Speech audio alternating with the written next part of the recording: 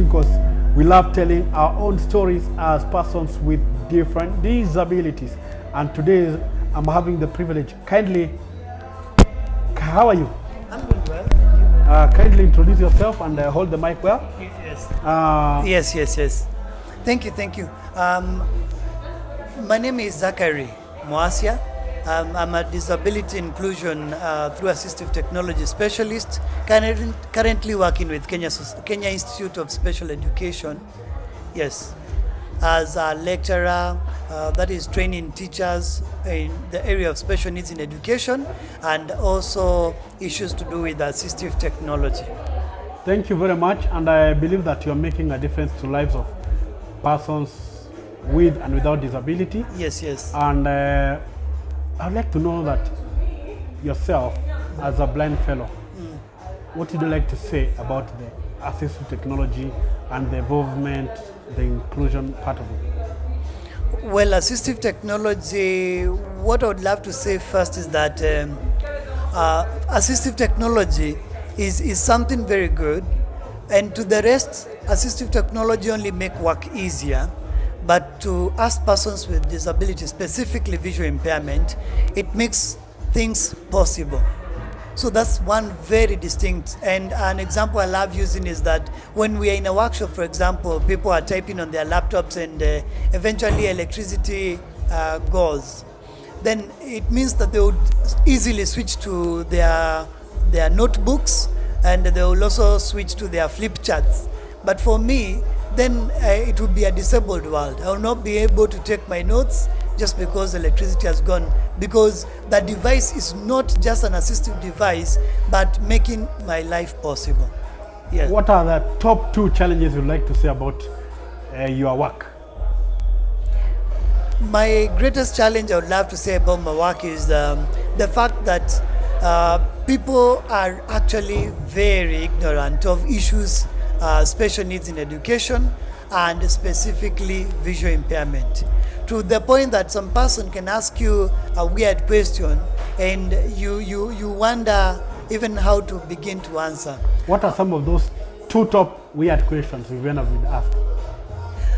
Yes, some of the things someone may ask is, for example, how are you able to walk? You know, as in, when you ask me how I'm able to walk, you open a very big discussion over probably the way I use my white cane, the way I use my different assistive devices to, get to locate my spaces, my location, my environment. You get to, open a big box of, how I sense where I'm at and such things. So it becomes difficult to answer the question of how I walk. Wow. Zachary, I think there is one point I would like to ask you. Yes. Let me not assume you are a blind person. Yes, I am. Totally blind in this case. Blind. Yeah. How long have you been blind? I've been blind since I was about 6-8 years there. That is approximately 30, almost 30 years ago.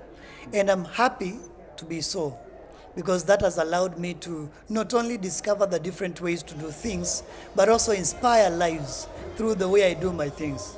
Wow. Yeah. Now, can you take a minute and inspire the people watching this YouTube channel? Wow. One thing is true. The reason as to why you're watching me now is because you are a blessed person. You are a blessed person whose purpose has not yet been accomplished. And that's why you are alive to watch me now. So, so long as you live, remember that the purpose that you are intended to achieve, it's not yet done. And that's why you're able to see the light. That's why you're able to be alive.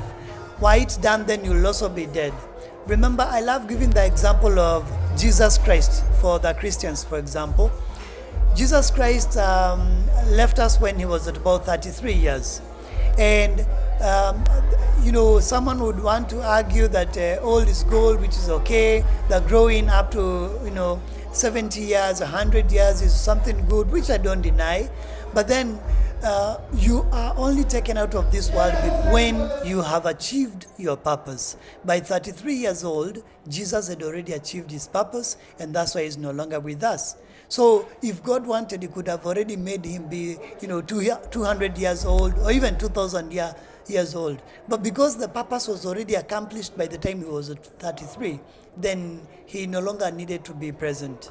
I believe I'll bring you back to this show once again, because I believe that you have a lot to offer, and we really appreciate the time you've given to us.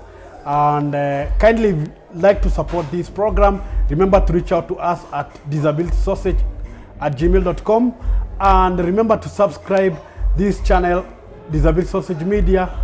I'm giving you 5, 3, 2 seconds. Remember, this is a platform where we reduce ableism in order to include everyone in the society. I've been hosting Zachary, and we are really glad that we could have this activity.